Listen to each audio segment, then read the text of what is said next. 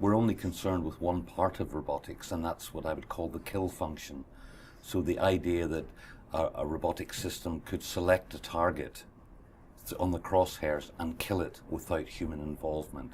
So the robot essentially is being delegated the decision to kill, and that's what we're trying to ban.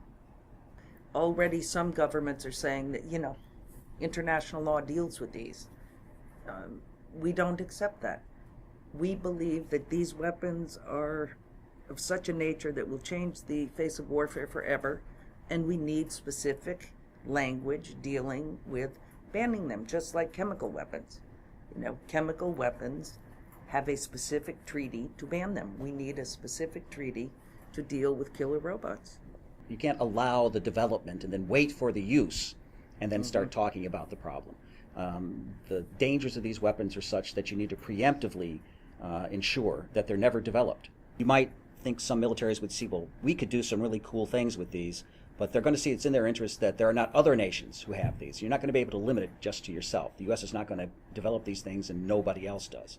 They're going to have to face swarms of killer robots that China develops, or Russia develops, or Iran develops, or others. Israel. So we think that you'll be able to, I think the militaries are already seeing that, like with blinding lasers, it's better if nobody has them. Well, one reason to institute a ban is the issue of an arms race.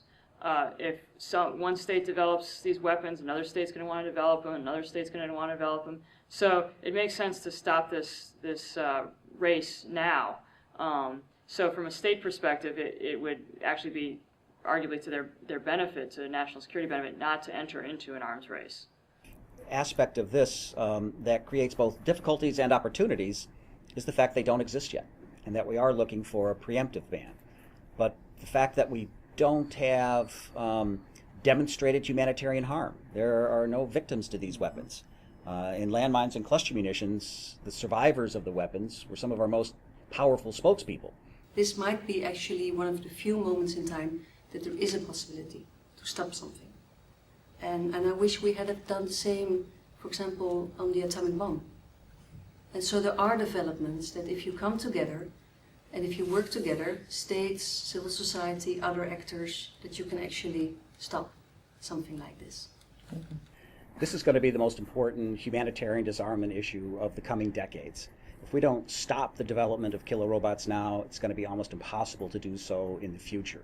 It's not just banning a new weapon, it's banning a new method of warfare, one that should never come into existence.